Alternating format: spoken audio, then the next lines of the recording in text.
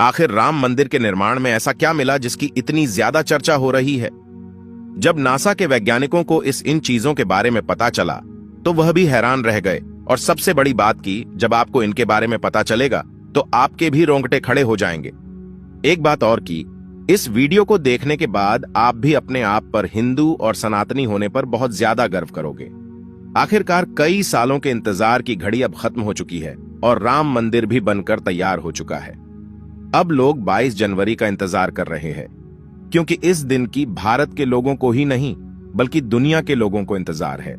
लोग राम लल्ला की स्थापित होने वाली मूर्ति को देखकर झूम उठेंगे, क्योंकि इस दिन के बाद राम मंदिर के दरवाजे हमेशा के लिए भक्तों के लिए खोल दिए जाएंगे।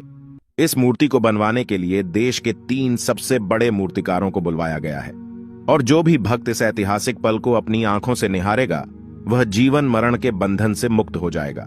क्योंकि यह तो आपको पता ही होगा कि 22 जनवरी 2024 को राम मंदिर में रामलाल की मूर्ति की प्राण प्रतिष्ठा होगी। लेकिन यह मंदिर तो बनकर भले ही तैयार क्यों ना हो गया हो, लेकिन इसके निर्माण के समय कई ऐसे चमत्कार हुए हैं, उसे देखकर मंदिर के पड़ती समेत कई लोग दंग रह गए हैं। यहां तक इन चीजों को देखकर नासा के वैज्ञानिकों ने तो अपना सर ही पकड़ लिया है, और तो और वह एक ऐसी गहरी सोच में पड़ गए हैं कि मानो उन्होंने कोई भयानक चीज देख ली हो। आज की इस वीडियो में हम राम मंदिर के बनते वक्त हुए उन चमत्कारों और रहस्यमयी चीजें के बारे में आपको बताएंगे, जिसे सुनकर शायद आप भी यकीन ना कर पाओ। आपको बता दें कि जब यहां मंदिर निर्माण का काम चल रहा था तब एक 1200 खांभों की ड्राइंग तैयार करवाई गई और अमेरिका से एक विशिष्ट वैज्ञानिकों की टीम को बुलवाया गया ताकि वे इसका निरीक्षण करके होने वाली हर एक कमियों को दूर कर दे और राम मंदिर की शान में 4 चांद लगा दे। लेकिन जैसे ही राम मंदिर के निर्माण के वक्त वहां की धरती को खुद गया, तब उस धरती से एक ऐसी वस्तु निकली कि उसे BCC देखकर सभी के होश उड़ गए।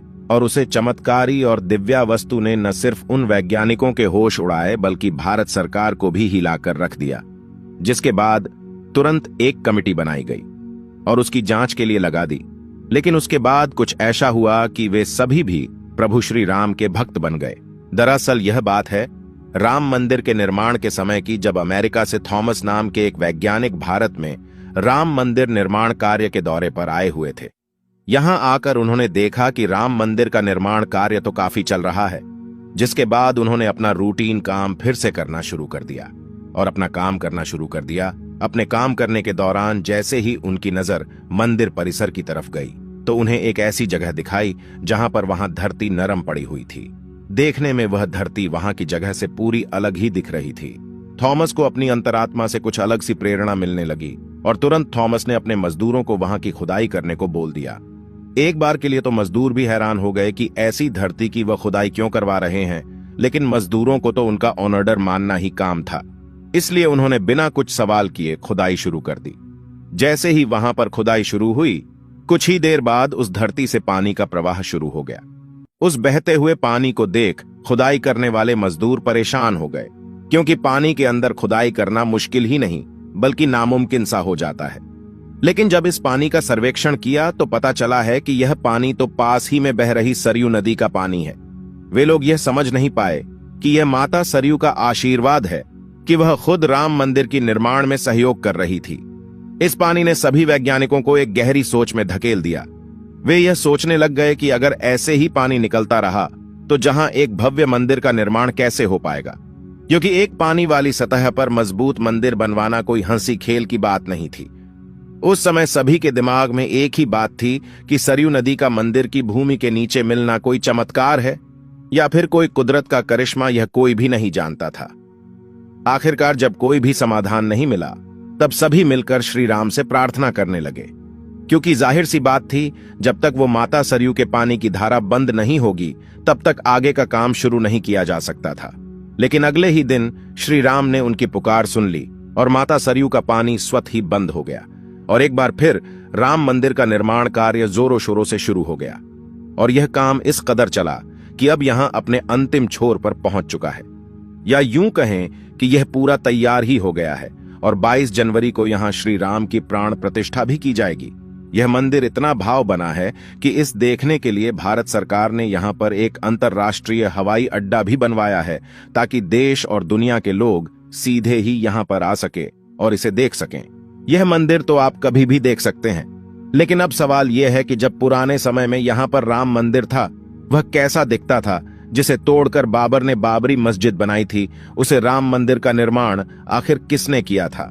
क्योंकि यह रहस्य आज तक सीमित लोगों को ही पता है, ज्यादातर लोगों को इसके बारे में कुछ भी मालूम नहीं है। तो चलिए, आज मैं आपको इसका पूरा रहस्य इस वीडियो के माध्यम से बता देता हूं, तो बने रहेगा हमारे साथ वीडियो में एंड तक। आखिर उस समय भगवान राम की नगरी अयोध्या को किसने बनाया था? यह पवित्र नगरी हिंदुओं के लिए बहुत ही ज्यादा महत्वपूर्ण है, क्योंकि यहां पर स्वयं प्रभु श्री राम का जन्म हुआ था, इसलिए इसे राम जन्मभूमि भी कहते हैं।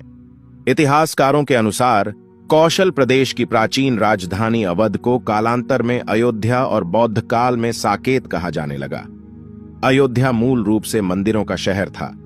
हालांकि यहां खुदाई के वक्त आज भी हिंदू, बौद्ध एवं जैन धर्म से जुड़े मंदिरों के अवशेष देखे गए, जिसमें खंभों से लेकर हिंदू आकृतियां बनी हुई थीं। अयोध्या नगरी में होने का वर्णन भी वाल्मीकि रामायण में मिलता है। कहते हैं कि भगवान श्री राम के जल समाधि लेने के पश्चात अयोध्या कुछ काल के लिए उजाड़ सी हो गई थी, लेकिन उनकी जन्मभूमि पर बना महल वैसे का वैसा ही था। भगवान श्री राम के पुत्र कुश ने एक बार पुण्य राजधानी अयोध्या का पुनर्निर्माण कराया। इस निर्माण के बाद सूर्यवंश की अगली 44 पीढ़ियों तक इसका अस्तित्व आखिरी राजा महाराजा बृहदबल तक अपने चरम पर रहा। कौशल राज बृहदबल की मृत्यु महाभारत युद्ध में अभिमन्यु के हाथों हुई थी। महाभारत के युद्ध के बाद अयोध्या उजड़ सी हो गई, मगर श्री राम जन्मभूमि का अस्तित्व फिर भी बना रहा। इसके बाद यह उल्लेख मिलता है कि ईसा के लगभग 100 वर्ष पूर्व उज्जैन के चक्रवर्ती सम्राट विक्रमादित्य एक दिन आखेट करते करते अयोध्या पहुंच गए। थकान होने के कारण अयोध्या में सरयू नदी के किनारे एक आम के वृक्ष के नीचे वे अपनी सेना सहित आराम करने लगे। उस समय यहां घना जंगल हो चला था, कोई बसावट भी यहां नहीं थी। महाराज विक्रमादित्य को इस भूमि में कुछ चमत्कार दिखाई देने लगे। तब उन्होंने खोज आरंभ की और पास के योगी व संतों की कृपा से उन्हें झांत हुआ कि यह श्री राम की अवध भूमि है। उन संतों के निर्देश से सम्राट ने यहां एक भव्य मंदिर के साथ ही कूप, सरोवर, महल आदि बनवाए। कहते हैं कि उन्होंने श्री राम जन्मभूमि पर काले रंग के कसौटी पत्थर वाले 84 स्तंभों पर विशाल मंदिर का निर्माण करवाया था। इस मंदिर की भव्यता देखते ही बनती थी। विक्रमादित्य के बाद के राजाओं ने समय समय पर इस मंदिर की देखरेख की। उन्हीं में से एक शुंग वंश के प्रथम शासक पुष्यमित्र शुंग ने भी मंदिर का जीर्णोद्धार करवाया था। पुष्यमित्र का एक शिलालेख अयोध्या से प्राप्त हुआ था, जिसमें उसे सेनापति कहा गया है तथा उसके द्वारा 2 अश्वमेध यज्ञों के किए जाने का वर्णन है। अनेक अभिलेखों से झांत होता है कि गुप्त वंशीय चंद्रगुप्त द्वितीय के समय और तत्पश्चात काफी समय तक अयोध्या गुप्त साम्राज्य की राजधानी थी। गुप्तकालीन महाकवि कालिदास ने अयोध्या का रघुवंश में कई बार उल्लेख किया है। इतिहासकारों के अनुसार 600 ईसा पूर्व अयोध्या में एक महत्वपूर्ण व्यापार केंद्र था।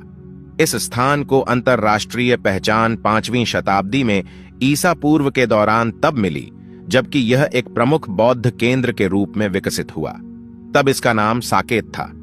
कहते हैं कि चीनी भिक्षु फाहियान ने यहां देखा कि कई बौद्ध मठों का रिकॉर्ड रखा गया है। यहां पर 7वीं शताब्दी में चीनी यात्री हेनत्सांग आया था।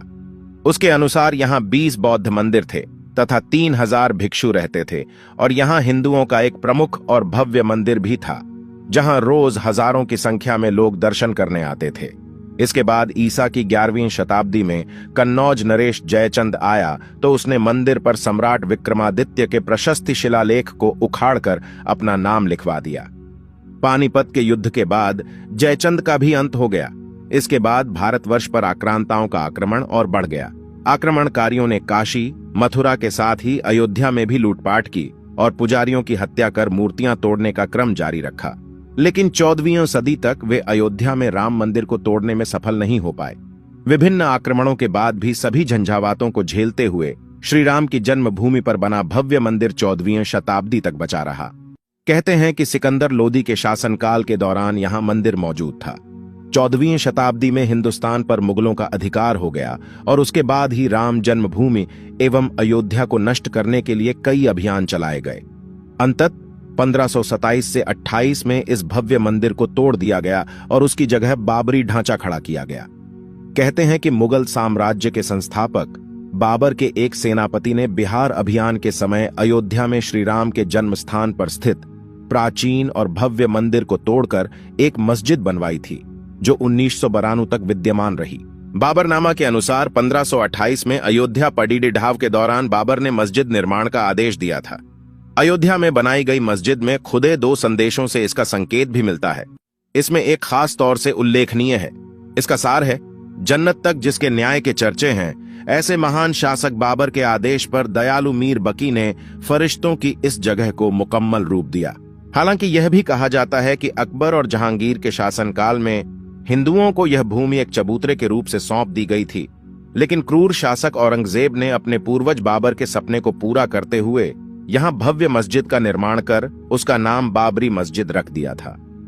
लेकिन अंत में बाबरी मस्जिद का भी विध्वंस कर दिया गया और इस जमीन पर कई वर्षों तक कैसे चलता रहा और अंत में यह जमीन हिंदुओं को सौंप दी गई, जिस पर आज श्री रामलाल का भव्य मंदिर बनकर तैयार हो चुका है और 22 जनवरी को यहां पर प्राण प्रतिष्ठा भी कर दी जाएगी, जिसकी तैयारी अब वैसे अगर आप में से कोई अयोध्या निवासी है तो हमें अयोध्या के बारे में कमेंट में जरूर बताना और ऐसी ही जानकारी को जानने के लिए चैनल को सब्सक्राइब करना मत भूलिएगा। धन्यवाद।